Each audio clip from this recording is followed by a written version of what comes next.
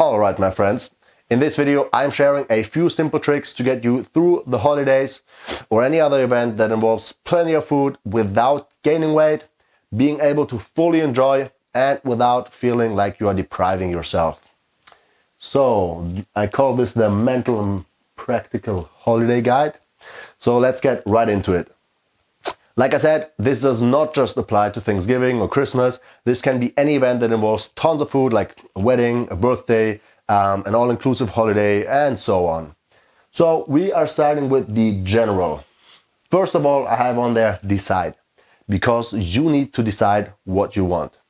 You may say, I don't care, I just want to fully enjoy and I'm okay with gaining a pound or two and like stalling my progress for a short time. Yeah. Or you may say, I want to enjoy, but responsibly and do a good job and approach these events in a more sustainable way that does not significantly impair my progress. So if it's the first one, then you probably don't have to watch this, even though you may still find this helpful and I recommend you watch it. But you might also think that this is ridiculous to ask this because of course you don't want to stall your progress. But the truth is, sometimes there may be an event where you really think, hey, I don't care, it's only a day and I want to enjoy this to the fullest. And I'm okay with, taking the next week or so to make up for this. So set your intentions, okay? Next, we have perspective. So what I mean by this is you need to adjust or correct your perspective. Not you need to, you should.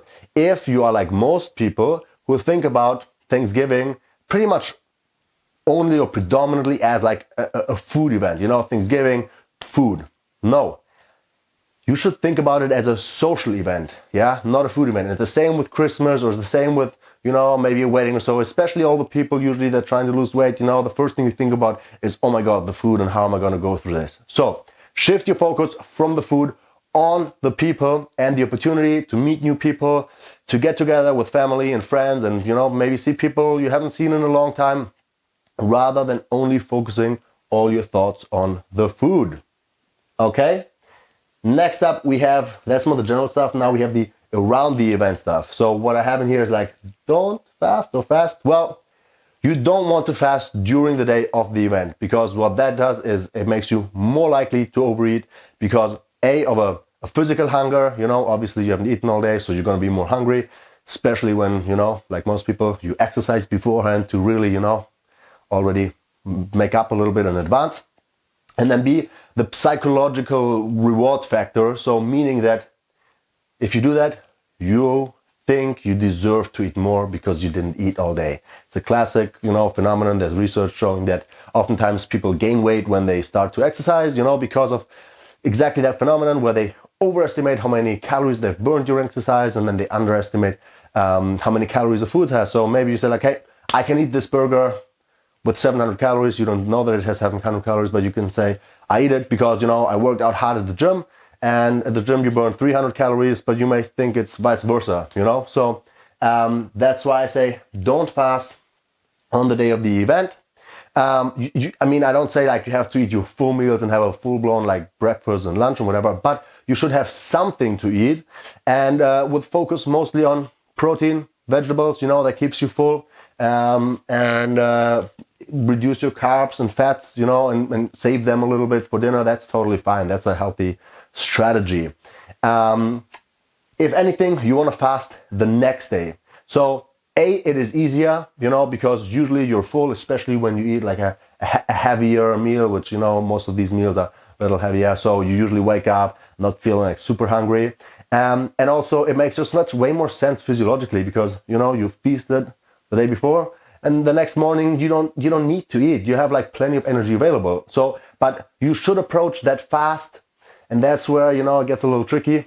Should approach it with the intention, not with the intention of like, hey, I need to make up for, yesterday, but with a more positive attitude. Like, hey, I ate good yesterday, and I'm still full, so I don't need breakfast. I'm not even hungry. It's all good, and then you just go and you wait till you get hungry, until you eat again. So it may be whatever, 11, it may be lunch or it may be dinner or any time in between, but Just take it easy. The important part is like not to push the fasting window to the extent where you're kind of like punishing yourself for yesterday, saying like it's lunch and you're like starting to really get hungry and you're like, oh no, but I gotta keep fasting for yesterday. That's when it becomes unhealthy, and it's the same with exercise. So go for a walk, hit the gym, but do it because it's healthy to move. You have plenty of energy from the food that you consumed yesterday. You ate good. Yeah, it's all good. Not because you have to burn off calories, okay? So that's what I'll say here is, next up we have the event itself. So I have a few points here. Before you get started and go ham on the buffet, you want to scan the menu and pre-select. Look which foods you're most likely to enjoy, okay? Don't just go at it. Then you get your first plate. You load up a little bit of all the foods that you have decided, like, hey, those I might like. You try them all and you choose your top 3 to 5. You should definitely have at least one source of protein in there and one source of vegetables. And like a lasagna or whatever has some meat but does not classify as a source of protein. It should be more like some meat or some fish or whatever, and some vegetables. The reason why we choose 3 to 5 foods is because of something or principle called sensory specific satiety. This is the real reason people overeat at buffets, and not the fact that there's plenty of food, because I bet you've had dinner before and there was plenty of food left, but you stopped when you were full. So it's not just the amount of food, it's all the different foods. Sensory specific satiety describes the reduction in the desire to eat a certain type of food. So if you only eat a single food, let's say whatever, a piece of steak, with the same taste profile, you get satiated much faster than if you eat a meal with many different flavors. And often we are full, but there's more to try. And introducing a new food with a different sensory stimulation, that renews your appetite, and you can continue eating. And I mean, it's what I would call maybe the dessert effect, but that's just how it works, which is why limiting to 3 to 5 foods goes a long way. And you've chosen your favorite foods before, so you don't have to have like the fear of missing out, like, oh, I gotta try this and this and that. No, you've tried it all. You have decided these are the best tasting foods, so you don't have to have any regrets. You're not missing out on anything. So, and we go for protein and vegetables because these are not just the most satiating foods, but they're also the most important and nutrient-dense ones. Thus, these must be on the plate, okay? And if you even want to go a step further, you eat those first before you eat all the carbs and all the rest of the stuff that helps keep your blood sugar levels a little bit lower, is better for your body, likely reduces your appetite a little bit, so you'll end up eating less. But here we get in the details. So, next up, enjoy. So you've chosen your foods, okay? And now you enjoy those foods. You can eat those until you are full. And full doesn't mean stuffed. Full should mean, until you're really satiated. And that may mean, you get a second and a third plate. You go for it. You're likely to eat a little bit more than normal, which is fine, especially when you make, good food choices, or like better, at least you have some protein and vegetables on there, and it's not just whatever. But reducing the amounts of foods that you eat allows you really to eat until you're satiated, even if you eat a little bit more, without having to stop yourself, when you're still hungry. Usually when there's so much food, it's like, oh my God, I want more, but I shouldn't. And so, you can eliminate that really. And you also at the same time, by choosing those chosen 3 to 5 foods, you eliminate the risk of the real overeating. You may eat a little bit more, but you're unlikely to really stuff yourself. So that is that. Then we have dessert. Okay, lastly, dessert. I recommend the same approach as for the main, trying a small bite at first, but then we choose only one type of dessert and we go for a regular serving. So that may be like a slice of cake or maybe a bowl of ice cream or whatever, but not a massive bowl. Regular, normal serving. Okay, that's what we do with dessert. And with the drinks, well, combining alcohol and food is kind of a double whammy. Usually I recommend choosing whether you want to prioritize food or drinks. Honestly, this is a social event, okay? So actually having your best friends and close family around, or let's say you're on a all-inclusive vacation, then just, being in a different place and having whatever, all these exciting new things around you that you can explore, that should should be enough. So you shouldn't have to like stuff yourself with food and drinks, like that's just sensory overstimulation. But obviously food and drinks are part of the event. So yeah, but you should not, like I said, just go ham on both. Choose what you want to do, like whether it's enjoying the food, and then you drink minimally, or you say like, hey, I'd rather party a little bit. So, you have a few more drinks and you just go easy on the food, okay? Also keep in mind that usually when you combine or you go heavy on both, that usually does not feel great, just physically, and also often doesn't end so well. So that's what I say here. And then in terms of the drinks, having a glass of wine is fine, any more than that, you want to eat lighter. But with wine, so dry white wines are usually the best as they are lowest in carbs. And then the sweeter they get, the more sugar and calories they have, yeah? Red wines are fine too, because the carb content is, rather moderate.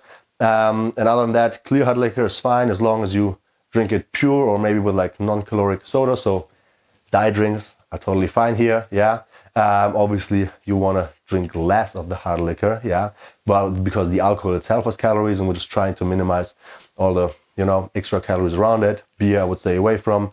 Also avoid cocktails. So if you feel like you have to have a cocktail, whatever, then go for a cocktail without all the juices and stuff, and ask whoever makes the cocktail, whether it's your friend or the barkeeper, to make it without sugar or syrup or whatever, and just enjoy it as it is, Or if you want to be fancy, you take some like of those little stevia packets or whatever, you add that in so you have the sweetness, you don't have all the calories and the crap. So that's good. And especially stay away from, the eggnog stuff and the Baileys. Like, this is literally the worst, okay? All right, my friends, covered. Next on how to eat, okay? This is probably my favorite part. And this is also the one that pretty much always applies. So these are general rules, you should follow whenever you eat a meal. Not just here. I have a few more that I talk about with my clients, but for the purpose of this specific event, we'll just focus on those. First one, eat slowly. That sure makes sense. Chew, okay? That is, if you take nothing else away, take this away. You gotta chew your food, okay? Focus on this. Focus on nothing else. You'll do pretty well, okay? At least 30 to 40 times per bite. Better is if you do a little more, yeah? But really, that helps. First of all, it's automatically slowing you down. You will taste the food more actively. You will be more satiated, more psychologically satisfied because you taste the food better. You will eliminate like a lot of the digestive issues, that come with like eating too fast and like just swallowing the food. Like that causes gas, bloating, like just really like digestive issues, feeling uncomfortable. And then we have put your fork, whether it's the fork or the spoon, put it down in between bites, okay? And engage in a conversation if possible. So putting the fork down just also helps slowing down, and then engaging in a conversation does a few things. It also helps you slow down because, like maybe grandma taught you, like my grandma did me, don't speak with a full mouth. So you should be forced, to not just shove in your food, but maybe take a break in between to say your part. Also, it shifts again the attention a little bit onto the people, not just away from the food, not just, So yeah, those are my tips on how to eat. Again, they all have kind of the same purpose: slowing you down, eating your food a little bit more intentionally, really tasting your food. That is what allows your satiety signals to kick in faster, so you end up eating less while feeling more satiated. So again, the satiation is kind of the physiological feeling, like the feeling of being full. And satisfied is what I call like the psychological, the psychological part, whatever I can come up with the word, meaning that you don't have the desire to eat anymore, because we needed both. Because I'm sure you've experienced this, that, you feel kind of full physically, but you want to keep more, you eat more. It's more like a craving. And that is oftentimes really when we haven't actively enjoyed and tasted the food. So, mechanically, like it's in the body, but you've been distracted. Maybe you watch TV or something, or you were just like on the go. You haven't really tasted the food. So it feels like, God, I haven't even eaten it. You haven't experienced. And then you want to eat more. So we needed both, the satiety and the satisfaction. All right. So lastly, my special, not so special tip. I want to say, so the one thing that makes up for a lot when it comes to food is your activity level. The more active you are, the more you can get away with eating more food. And again, like, we don't want to make this, this like, oh, I got to exercise because burn the calories. With activity levels, I don't mean exercise. I mean kind of how active you are more during the day. How much you stand, like what I'm just doing, how much you walk, how much you, again, what I'm just doing, fidget. Like, believe it or not, all those things, like the fidgeting, being active, standing, maybe doing some dishes, helping clean up, when you're invited at a birthday, whatever, and you just help clean up the plates a little bit. You are not just doing yourself a favor, you're actually also making friends with the host, and you're just being nice. So several birds with one stone that we're killing here. But all those things, carrying your groceries during the day, it's just like overall being more active, not taking the elevator, taking the stairs. So those are your activity levels. Increasing your activity levels makes up for a ton, really. Yeah. And simply by standing for a few hours per day. So if there was an event, and instead of just being super lazy and sitting down and shoving food, well, at least stand. That in itself, you do that for a couple of hours, can already burn, several hundred calories. So that's it. Yeah, guys, with this, I am pretty much signing off. I wish you all a enjoyable, happy holiday season. Thanksgiving is over, but I was talking about this with my clients beforehand, but I hope maybe you can benefit from this for, again, Christmas and all other events that may come up. Thanksgiving next year. So I hope you found this helpful. If you did, I'd be happy to hear so in the comments below, or maybe, you can reach out sometime down the line, after you've applied these principles, maybe at Christmas dinner or whatever, and let me know how things work for you. So I love to hear that. And yeah, I think that's it. Guys, thanks for watching. I wish you all a happy holiday season, and I'll see you next time. Peace.